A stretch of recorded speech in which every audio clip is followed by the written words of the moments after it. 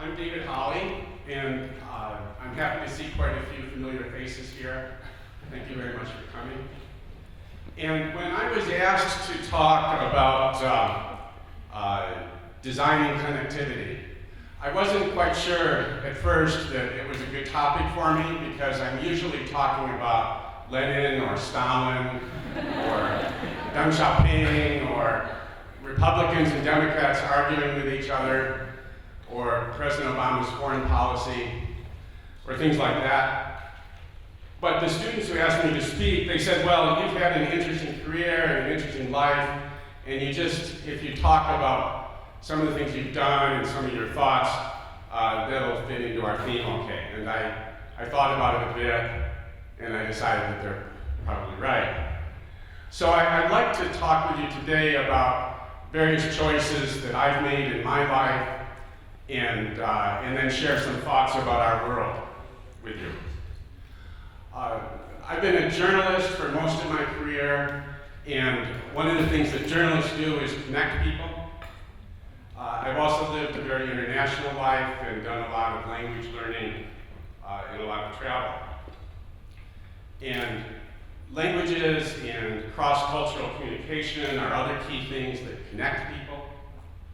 I do think it's possible to design these things.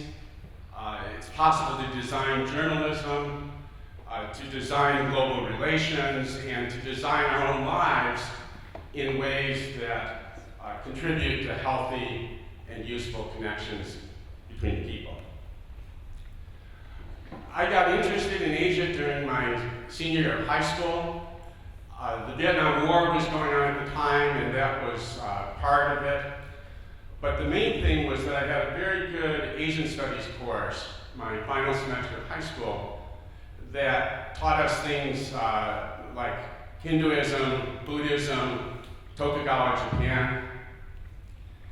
And so I got interested in Asia, and I can still remember that summer before college, sitting at the dining room table at home and going through the college course catalog.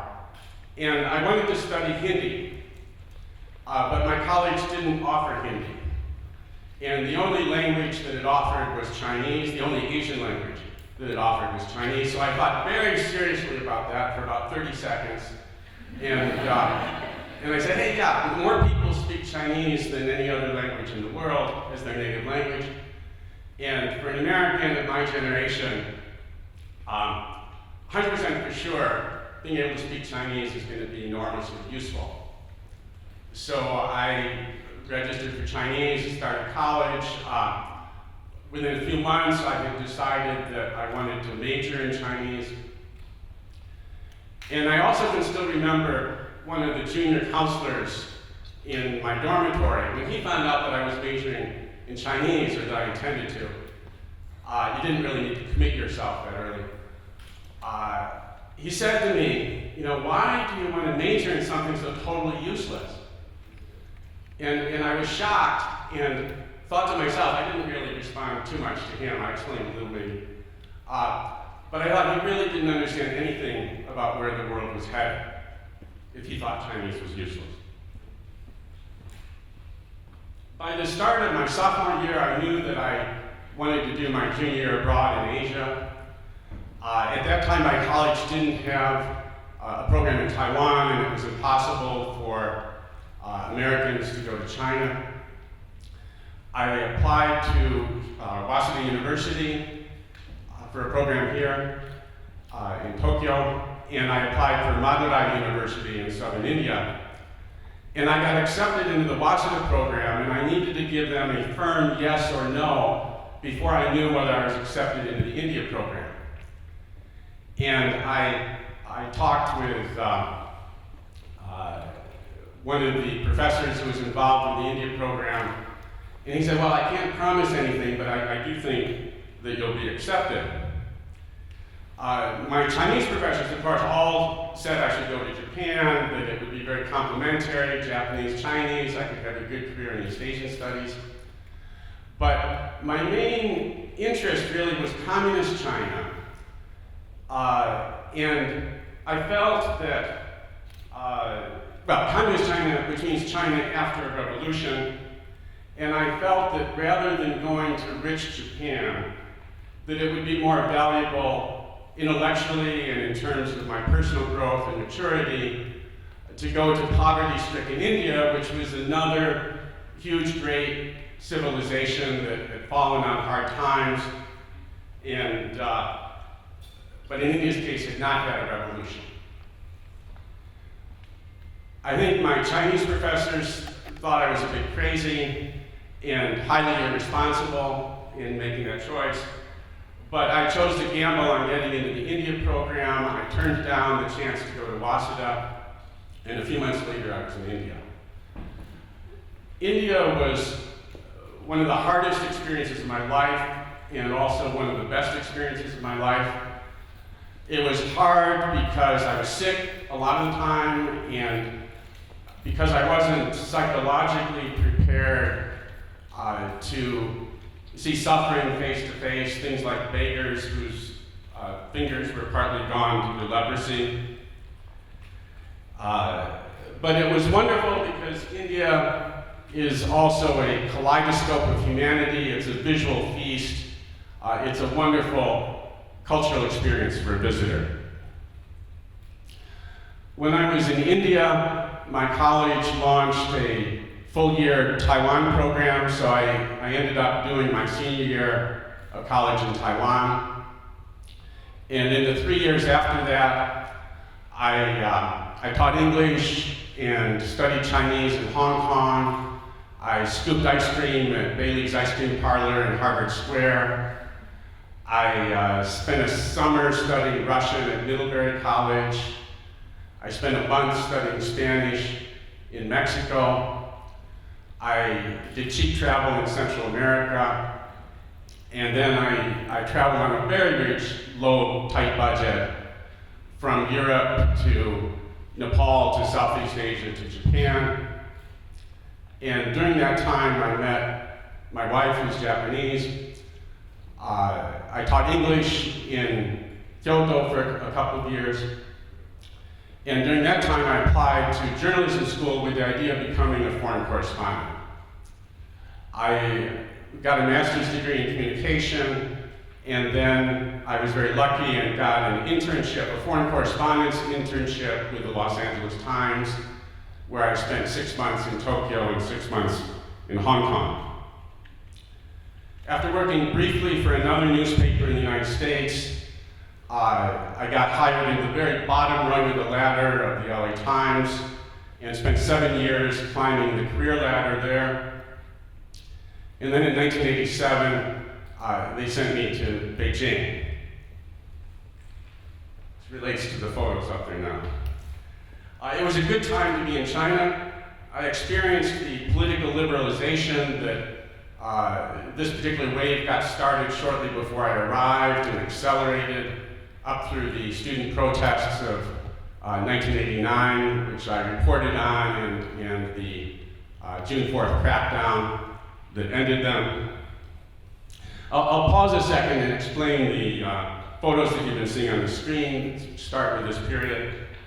We first saw watching Communist Party General Secretary Zhao Ziyang play golf, and then interviewing Zhao Ziyang on the golf course. A couple of photos of the Tiananmen protests in 1989. That's followed by myself in Red Square with St. Basil's Cathedral in the background, and some boys and young men at a ceremony in Georgia, an older couple walking by a bombed-out apartment in Chechnya, and then a political rally on behalf of Viktor Yanukovych, a candidate in the 2004 presidential election in Ukraine, and finally, supporters of Viktor Yushchenko in orange, who was the eventual victorious candidate in that election, which became known as the Orange Revolution.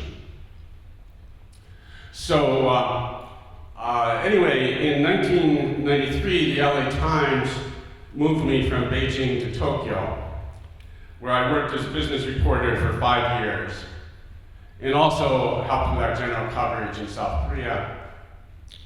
And then I moved to Warsaw in 1998 to cover Eastern Europe, and to Moscow in 2002, covering the former Soviet Union. I left the LA Times around the end of 2007 and came here to Tokyo, where I've been teaching at Waseda and Keio. Basically, I've been cherry picking the most interesting things that I've experienced and learned in 40 years of wandering the globe, and basically telling stories to students. Part of what makes teaching so much fun is that I've been on the ground almost everywhere that I'm teaching about. I've been fortunate to witness and report on many of the world's democracy movements of the past 30 years. My work, when based in Warsaw and Moscow, in the broadest sense, was primarily writing about how formerly communist societies were trying to develop with freer and more open systems. Despite all the troubles that plague the world today, I do think that the world is a better and more hopeful place than it was when I went off to India. Whatever the tensions may be between Washington, Beijing, and Moscow, at least the leaders of these three great powers get together regularly at global summits where everybody's reasonably cordial to each other. We now know that as long as politics and policy aren't too bad, that the world can feed itself.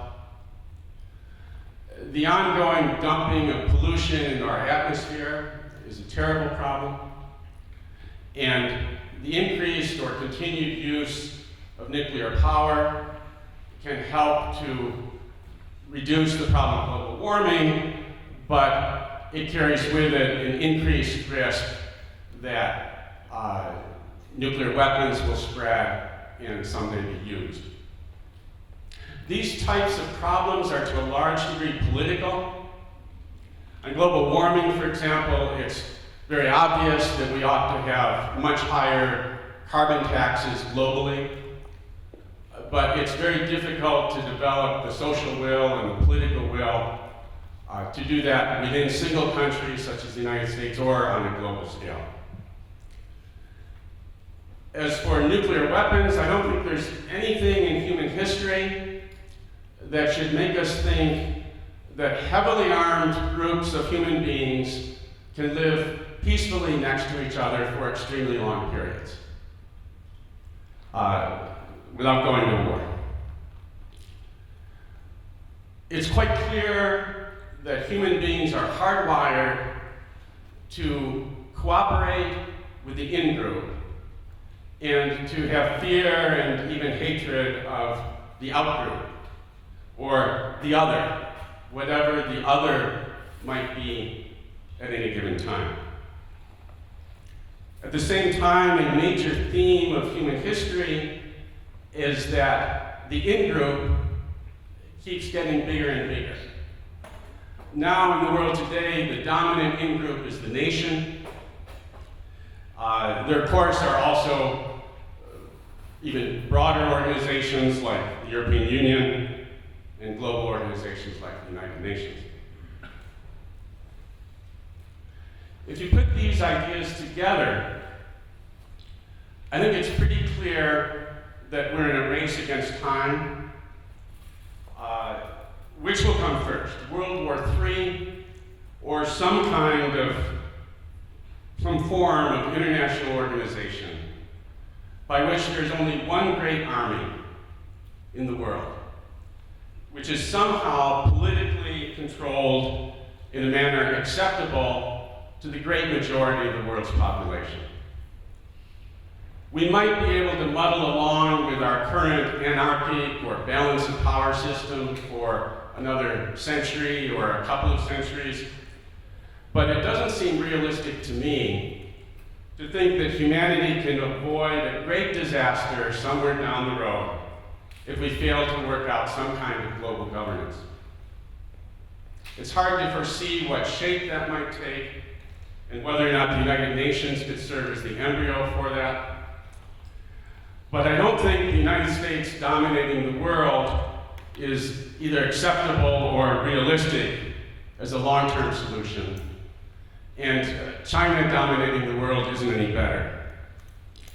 This simply cannot be a winner-take-all game. But at the same time, nuclear-armed competition can't go on forever. It's not going to work. I don't expect these problems to be solved in the lifetime of anybody in this room, but I do think it's the responsibility of our generation to take them seriously and to work to create foundations that someday might make solutions possible. I think that every person in this room probably is bilingual or trilingual or else a native speaker of English who's studying Japanese. This is a core starting point for, shall I say, designing connectivity for a stable and a peaceful world. Language forms the core of our individual culture and identity for what our in-group really is. If we're going to deal successfully with the world's greatest problems, it's essential that we have hundreds of millions of multilingual individuals who feel deep in their hearts that their primary in-group is all humanity, the people alive today and future generations as well. It is only this kind of patriotism, this kind of true patriotism for the species, that carries hope of creating the social and political foundations necessary for a peaceful world. And without peace, we face disaster. I'd like to end with a quote from John Lennon. I know that it's very easy to attack what he's saying as corny or superficial, something to sell songs, but I think that John Lennon earned the right to say this, and I think he believed it. I also realized that I'm kind of identifying myself as an old dinosaur by quoting John Lennon, but maybe I kind of am an old dinosaur. And another thing I've learned is not to be embarrassed too easily. So here's how John Lennon put it. I imagine some of you have already guessed what the quote is. Imagine there's no countries. It isn't hard to do. Nothing to kill or die for, and no religion too. Imagine all the people living life in peace. You may say I'm a dreamer, but I'm not the only one. I hope someday you'll join us, and the world will live as one. Thank you.